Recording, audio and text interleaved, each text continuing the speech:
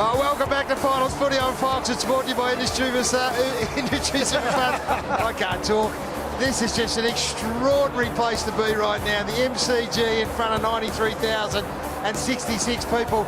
And the Brisbane Lions are through to the Grand Final. They'll take on Sydney next Saturday afternoon. And boys, we've just witnessed something special here. Brownie, how good does it feel? How good. It was sensational last week, Gaz, when they knocked over GWS. But tonight, has gone to another level. It was a courageous performance early in the third quarter. You're concerned about the Lions. You thought Geelong were going to run all over them. And from that point on, they just looked like they had 3 extra players out there, the Lions. The scarf's back. The scarf nearly went over the fence at one stage. It was down there for much Yeah, I put it down, but I lifted it up. But, geez, how proud you must be and how proud you are. Finals bring heroes, and heroes have emerged from everywhere. Look at Chris Fagan. 44 points down last week, season just about gone. And remarkable how composed he has stayed all throughout, Gaz. So calm, held his nerve throughout today as well as he did last week. There were moments there where you thought that this was getting away from them, but they stuck to what they know, Brisbane, and they are through. The last 45 minutes of last week, and then they probably got in a similar position, not quite in as deep a hole, but they had the belief and confidence of being able to come home hard last week, and they did exactly the same. Look at this. They were at a grand final last year. They had it cruelly ripped from them by the Collingwood Footy Club, who were magnificent. They were 3 or 4 minutes away from living a dream, and at stages throughout the year, it looked like they were going to miss the finals. They are back to where they need to be. And I think we'll dive into it, but it's the players who we questioned and said they needed to lift in the second term. So for me, I think and even Chris Fagan coaching staff, you sit back and you go, Cam Rayner, unbelievable second half. Archie, unbelievable second half. So you can just see, I think it's the excitement, it's the relief.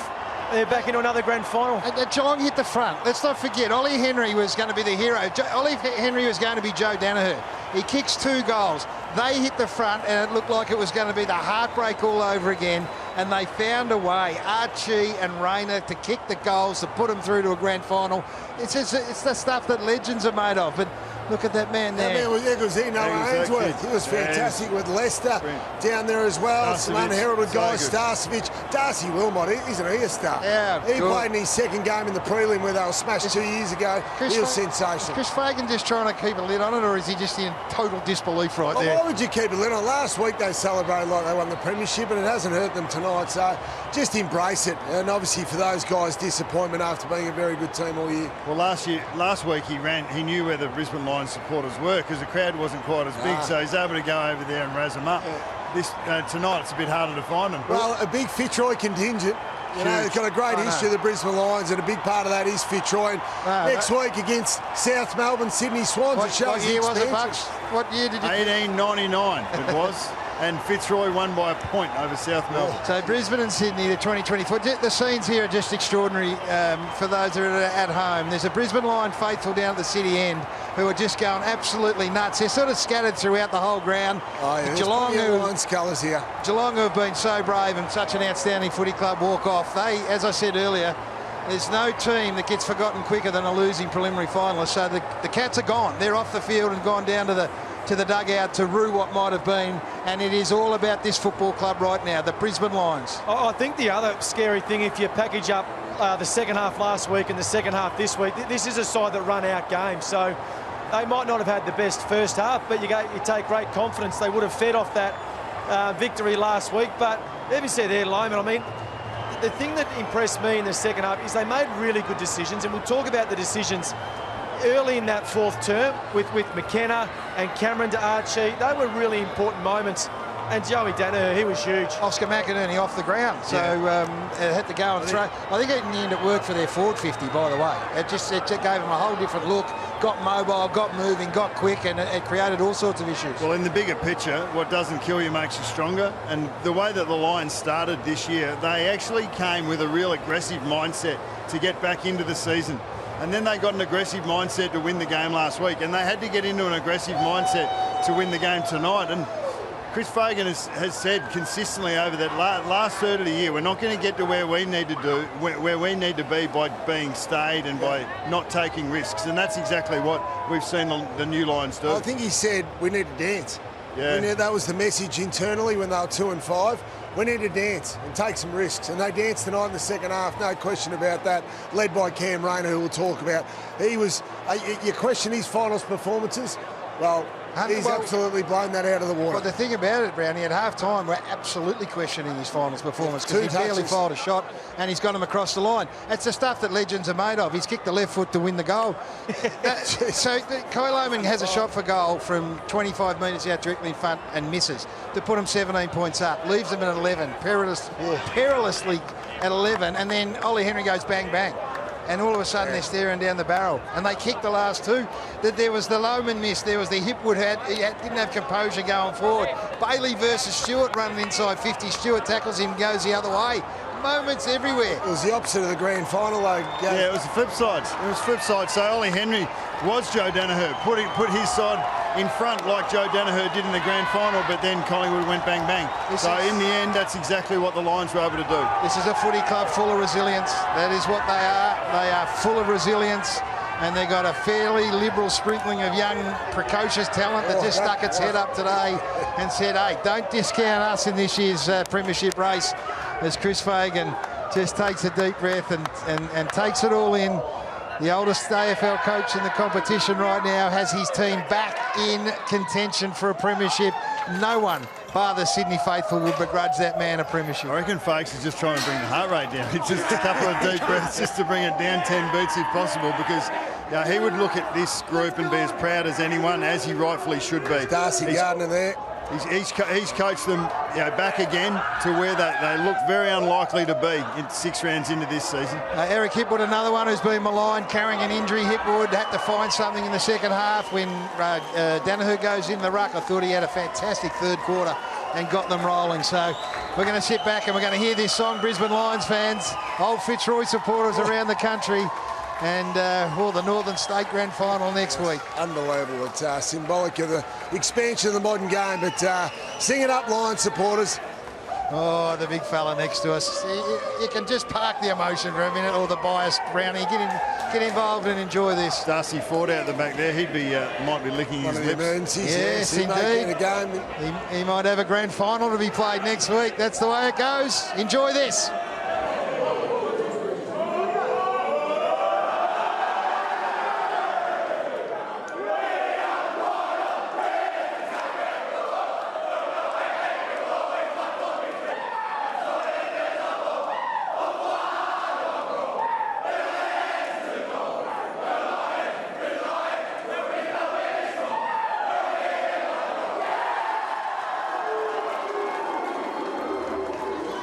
That's why you play, right there. That is why you play, and it gives you the chance to take it up another notch next week when they're back here at the MCG up against the Sydney Swans. Ford F-150, big plays, boys. Let's sit back at the big moment. So Holmes comes back onto the ground after having hamstring issues, has one contest, turns to the bench and has to come back off the ground, and then we just sit back. Once this game got into some space, the run created by the Brisbane Lions was an enormous issue. Charlie Cameron had some big moments. You thought he was going to blaze away here. Did he see Archie out the back? Great kick. He saw Archie out the back. Wasn't it? Yes, and he went back and sucked up the pressure. Cal Archie had a fantastic second half, especially 3 goals. Had a great second half of the year playing as a defensive forward. Had a little bit of time on Stewart tonight. I love Darcy Wilmot's attitude, his approach. He was symbolic of Brisbane's run in the second half. He just keeps charging all along. Cole McKenna. McKenna comes on and does a little Irish jig there and sets it up. That puts him 12 points up. This was the moment that was nearly going to kill Chris Fagan. There was no one on the line. Then Joe panicked and blazed away and handed the footy straight back. So at this stage, they're 11 points up. And then Kyle Oman then. Well, what about this moment here? This is to go 17 points up with about 4 minutes to go and just sprays it right. And for Brisbane Lions supporters, they're looking at that 11 points going.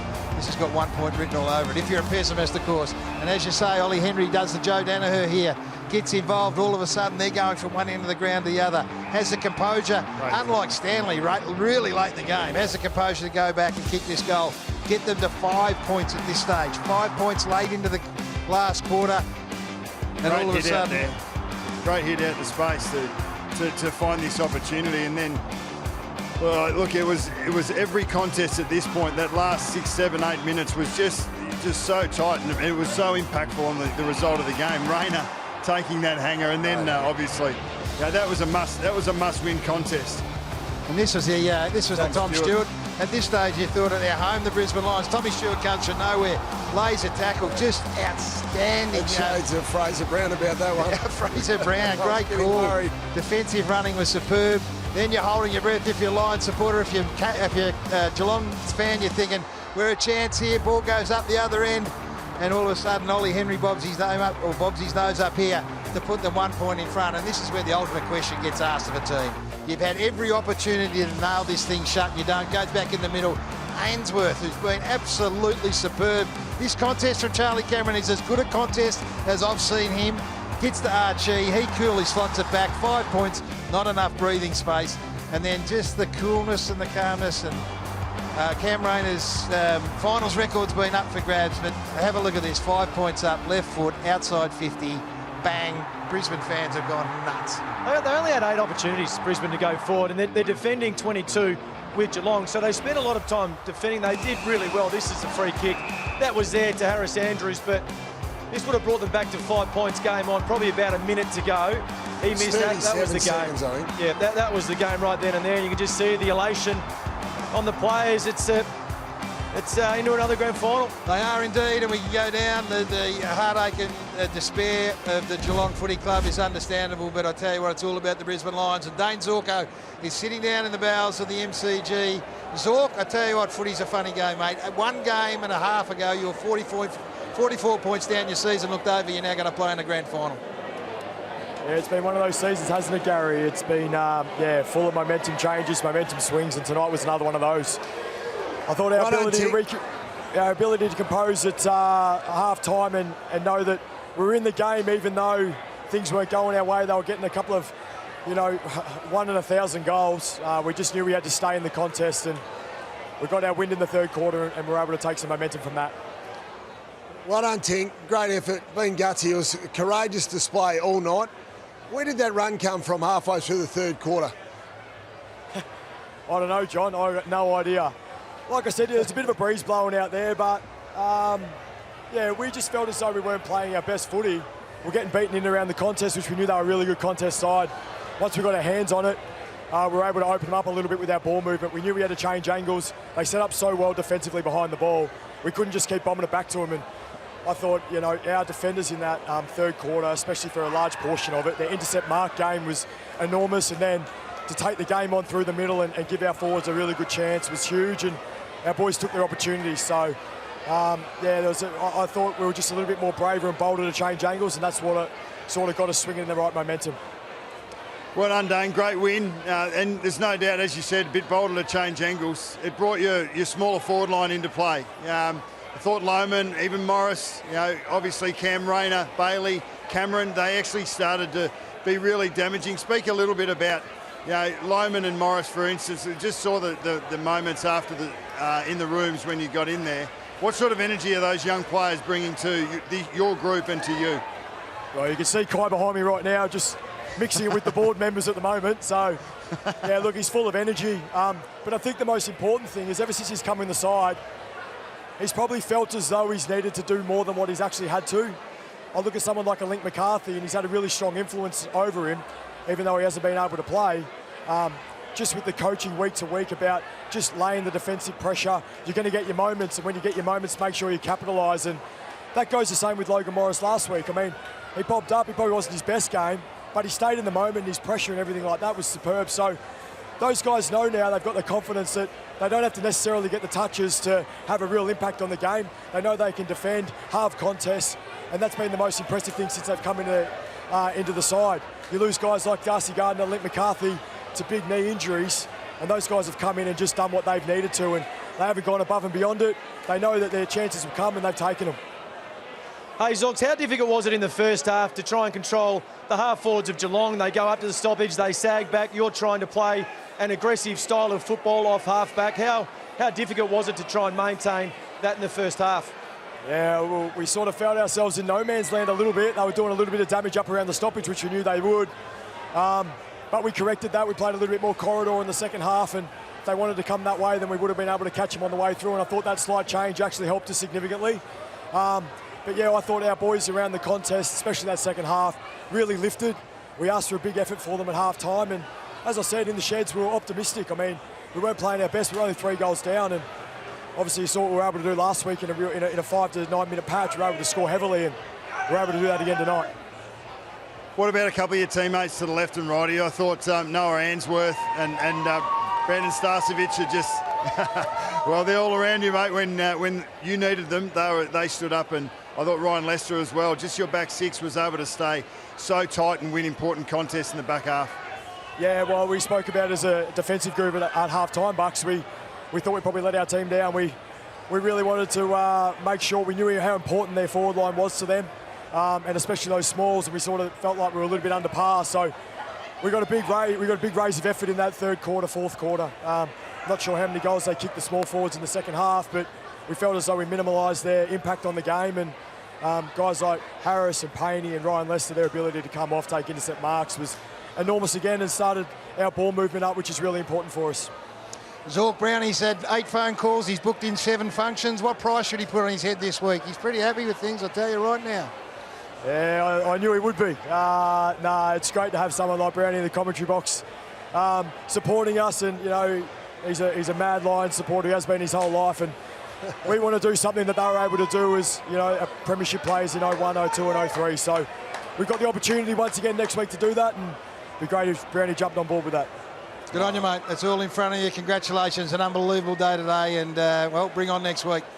Awesome, guys. Cheers. Thanks, guys. Dayne Zorko there, the 35-year-old All-Australian, has had arguably his best year. He might, in a week's time, be sitting here at about this time saying that's the greatest year of my football life. What a star, absolute star. Fortunate enough to play with him, a great clubman. He's going for his 6th best and fairest this year, which would be second to the great Kevin Bulldog Murray. Cheers. He won 4 best and fairest at Broadbeach before they gave him a look in too. So he's been an amazing player, and obviously keeps getting better with age.